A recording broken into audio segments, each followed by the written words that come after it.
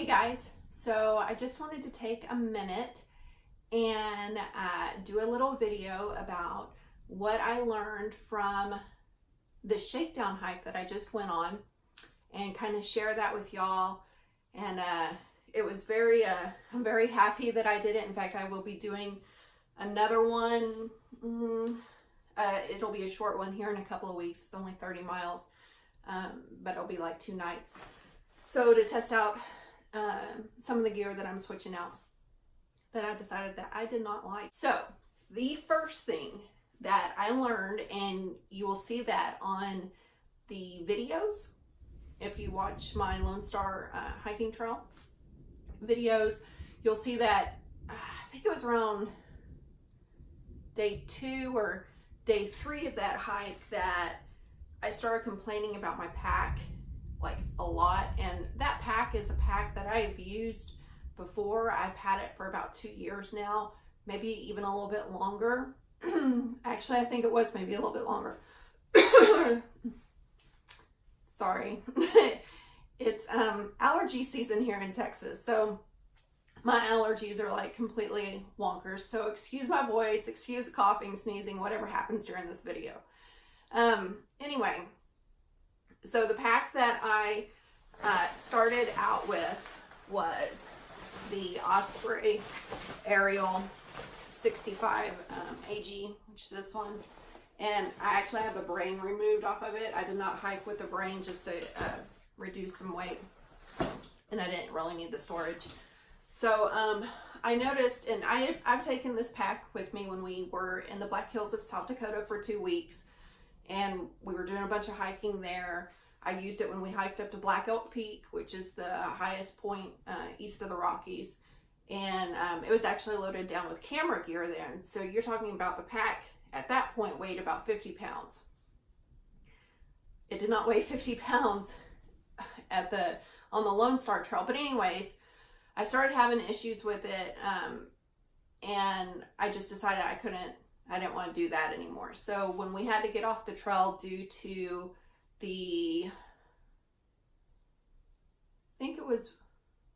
when we got off the trail due to the impending severe weather, I had my husband go ahead and take me to REI, and I switched out my pack to a much lighter pack. Like, this pack weighs like 2.5 pounds less than my other one. It's an Osprey, and I tried on several. I even tried on REI brand, and I was having a hard time. And anyway, so I ended up getting, it's the women's version of the Exos 58. So this is the, I don't know how to pronounce it. I guess I should look it up, but it's EJA. So I'm not even going to try. I'm going to have to Google it and figure out how you pronounce that. But anyways, it's the women's version of the Exos, and it is when I used it for the remaining 4 days, I loved it. So I'm very happy with it, and I'm going to stick with it. It felt great. The first day I had an issue, but it had to do with the way that it was packed. So I repacked it that night, and it was amazing. So that's the first thing that I learned. The second thing that I learned was that I needed a new tent. Again, I've had my Nemo Hornet 2-person tent for, well, October 2017 is when my husband purchased it for me. I've used it. I used it at my mom's. I tested it out at my mom's. She lives in the mountains of West Virginia. We went up there, and I tested it out up there during a really cold night. You know, that was fine. I've done a couple of test runs here at the house, in the backyard, you know, all different. And of course, here in Texas, it's a lot more humid. And the night that I tested it out here in the backyard, had issues with it. But anyway, so I used it on this through hike, and I don't like it. And the reason I don't like it, the main reason I don't like it, is due to the space. The floor space was okay. It was the elbow room where the netting comes down. It just made it was just very irritating. And the fact that I had sitting up, I didn't have much headroom, and anyways, it was crazy. So I need a new tent. So that's what I'm going to be changing out. I think I'm going to get the Z-Packs duplex. I've kind of been talking to people in hiking forums and hiking groups and kind of getting, you know, their experience with it. And I think I'm just going to go for it and get that one. The third thing that I learned was a hot shower does your mind and your spirit wonders. We had gone 4 days without a shower, which would be about typical in the AT. I've been doing the baby wipe shower, and when we got home and I took that shower, I just immediately was re-energized and was like, let's get back on the trail. Well, I couldn't. We were 3 hours away because we had to come back home, and then so I didn't get back out there for another day or two. So anyways, it does wonders. So, you know, I started kind of wondering on the 4th day. I was like, man, this is really starting to suck. But, you know, so yes, a nice hot shower, going into town, getting a shower, that's all you need. Making camp on sand sucks. You will get sand everywhere. If possible, don't make camp on sand. And I'm not talking like the hard compacted sand or anything like that. I'm talking, and you can see it in some of the pictures I think that I took. I'm not sure that I took any video. Maybe I did. But the sand that we were on was like sand on a beach. No. The sand goes everywhere. Don't do it. Don't do it. Find somewhere else to camp if you can. We didn't have a choice. We had to. And I learned how bad that sucks. Don't do it. I also found, I started doing this on day 2. I found that instead of waiting while I'm hiking and taking a break and going, okay, electrolytes, water, you know, switching it out, I found that if I have electrolytes first thing in the morning, it does wonders for my energy for the rest of the day, for keeping, I can't even really explain it. I mean, I'm not a doctor, I'm not a scientist, I don't know how all that crap works, but I just know how I felt. And I could definitely feel a difference between starting my day, my breakfast, with also 16 ounces of water with electrolytes mixed in, than waiting to have electrolytes until further on during the day. So it was great. It was like a pre-hydration, I don't know, but it worked. So give it a try. And speaking of electrolytes, the other thing I learned is the electrolytes that I use, it has just a very small hint of lemon flavor in it, and you can actually, I did a whole review on it. You can see a video on my YouTube, but it has a small hint of lemon to it. So when we filled up on pond water, and I don't know if you've ever had pond water, and I'm talking stagnant green pond water, there's no way to describe how it tastes other than tastes like a pond. So I added that in there, and it actually took the taste completely away and tasted like regular water. So if you're getting pond water or any kind of other water that has a gross taste to it, just add electrolytes to it and it'll be fine. So the other thing that I learned was that wipes, and these are actually flushable wipes, but baby wipes work as well, are worth their weight in gold on the trail.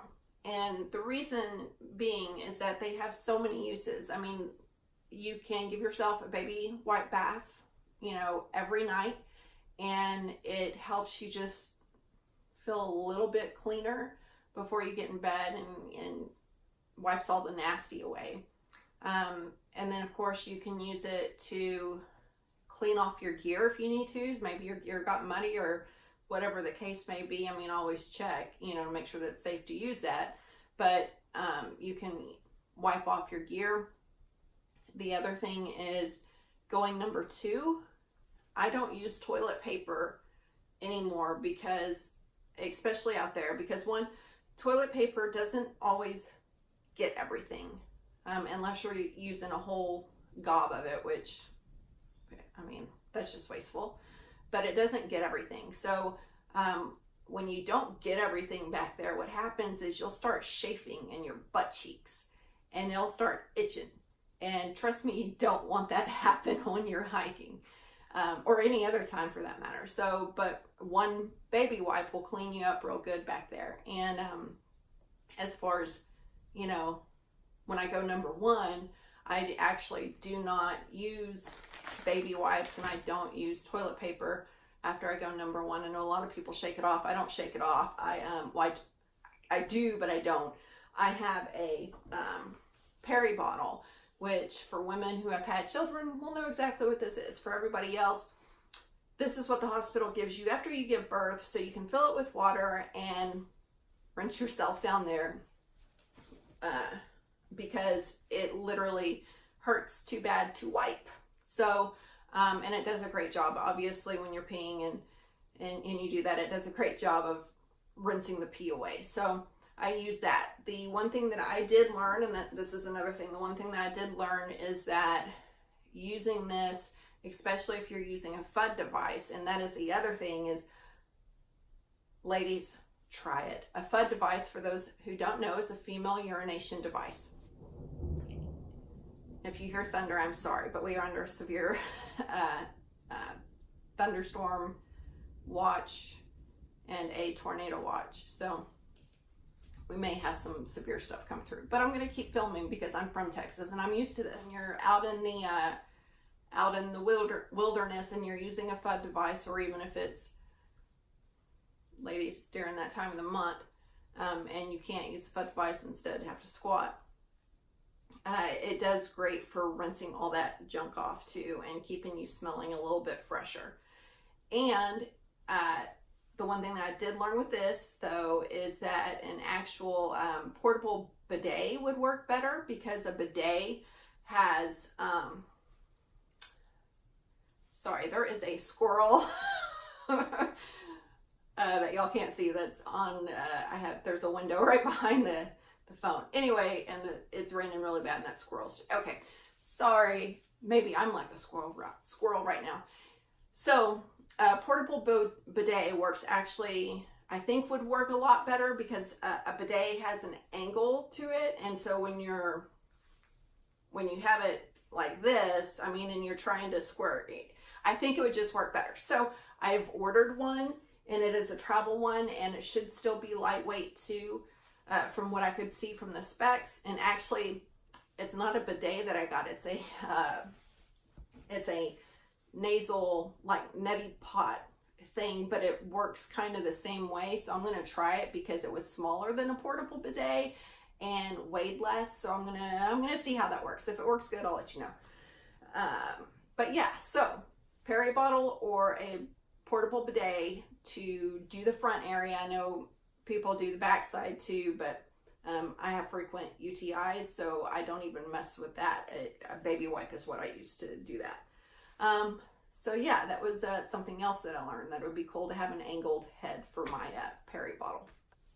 And I just remembered where I was going before I got sidetracked. The FUD, the female urination device. I have tried several of them, and I'll do some other review, but ladies, if you have not tried one, try it. I promise you, it makes peeing in the woods so much easier. I don't even have to take off my pack. I don't have to do any of that. I literally am just like a guy. I go find a tree, and there I have it. That's it. That's all I got to do. So I will never, ever leave home on a hiking trip without my FUD. Ever, ever. I also learned that I actually don't need a full-length pad.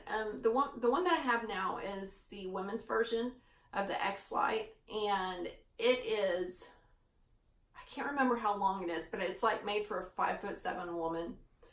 I am 5'9" and some change. I don't know. I'm like 5'9.5" or something. So I'm tall. But even then, I didn't even need that length. And the reason is because I found that placing my backpack at the end of my mattress, I really liked when I was sleeping on my back or on my stomach to have my feet propped up. It felt better for my back. I'm usually a side sleeper, but I mean, I'm an all over sleeper. I toss and turn.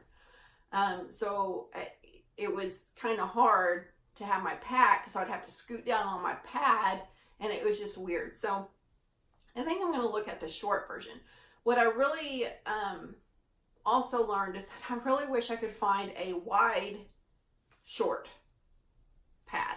And apparently they don't sell those. Like if you want a short version, they're all narrow. They're like 20 inches. And so I did find on YouTube a way to modify some of these air pads. I'm kind of scared to do that with, you know, a $180 pad.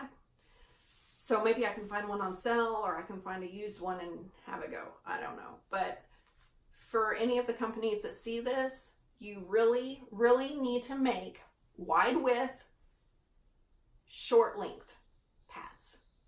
Okay? The other thing that I learned was you really need to take your time before going to bed every night and organize your gear in the tent. Oh, my throat is killing me. Sorry. You really need to go through and organize. And I don't mean like, oh, you know, put stuff away. I mean, get the stuff out that you may need in the middle of the night if you have to get up to whether use the bathroom or maybe you take medication in the morning or whatever. You know, so make sure that you hang your, people usually rig some sort of line to be able to hang their clothes up, their wet clothes that they were wearing, you know, in the tent so it can dry overnight. You know, get that done and get your headlamp out, put it right near your head, somewhere that you can easily access it along with all of your, you know, bathroom supplies. Get that out and have that close by. Have it, you know, your shovel, your or your poop scoop, and your wipes, and your Perry bottle if you're a girl or a guy. I mean, if you're doing the bidet method, and I know a lot of guys that do that. You know, have that all in one spot, so that way if you wake up in the middle of the night and you gotta go, you're not searching around for where's your headlamp, where's your bathroom supplies and all that. Get it all nice and organized. You know, the same with if you take medications in the morning. I'm almost 40 years old. Apparently things have decided to start breaking on me, so I have to take prescription medication in the morning. And you know, and I have to do it before breakfast. I mean, like, I have to take it an hour before breakfast, so I can't even eat for an hour or drink anything. So I have that sitting up by my head, so I remember as soon as I wake up, before I start doing anything, I take that, you know, along with a bottle of water. So organize before you go to bed. I promise you, it will make things so much easier in the middle of the night and when you wake up, if everything's organized and right there. And you're just gonna have to trust me on that one.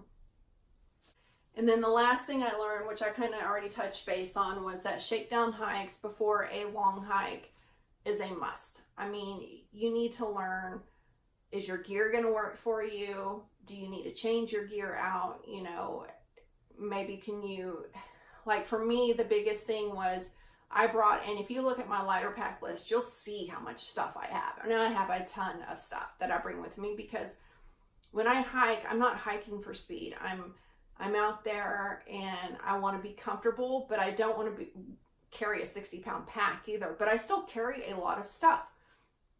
And you can see that on my lighter pack list. But the one thing that I have done is, even though I'm carrying a lot of stuff, I have tried to find ways to find other items that would place that item that's lighter weight. And I've done a pretty good job. I think my base weight right now, if I remember correctly, is like at 18 pounds. When I did a full pack load out with everything for the AT, it came out to, and that was with 5 days of food, water, and not 5 days of water, but 2 liters of water. With everything, it came to about 28 pounds, and either 28 or 29 pounds. And that was before I've actually made even further changes that I am doing, that I've done since I've weighed it last. So when I first started that hike, though, I was at 37 pounds, I think. I don't remember. I'll have to see if I can find the message that I was talking to Jen Chica, and it was a comment or something, and I was like, I can't remember, but I said what I was at, the weight, as far as weight wise goes. I think I had told her what I was, what my full load was, but I know that I dropped quite a bit. And the reason is because after that first day, I all of a sudden decided I didn't need a bunch of shit. I was like, here babe, take this home, take this home, take this home. He was like, what, you don't want it now? And I'm like, nope, sure don't. here, take it, I don't care. And the same with my food bag. I had told Chica, we were talking about the food, and she's like, you know, you probably pack more food than you realize. And I'm like, no, I really think, you know, I mean, I counted it all out. I was like, here's 2 snacks for a day. Here's, you know, lunch and breakfast and, you know, and all of that. And I really did.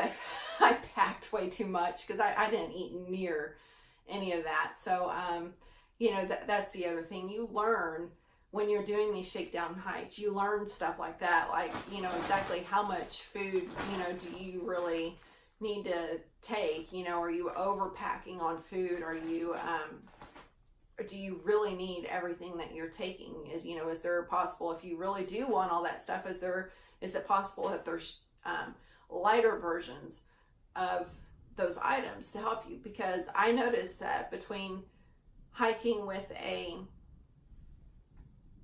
38-pound pack, because I'm almost positive that's what my initial pack weight was, a 38-pound pack, to when I left after I changed out my packs to a 28-pound pack, was a huge difference.